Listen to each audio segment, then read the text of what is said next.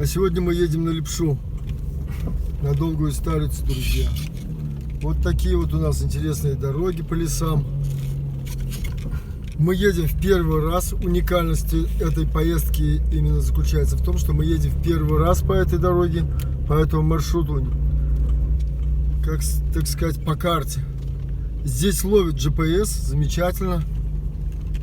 Поэтому мы включаем Maps.me и смотрим, куда едем. Вот такие интересные дороги, интересные места. Это лес. А мы направо. Ага, вот так вот. Всем пока.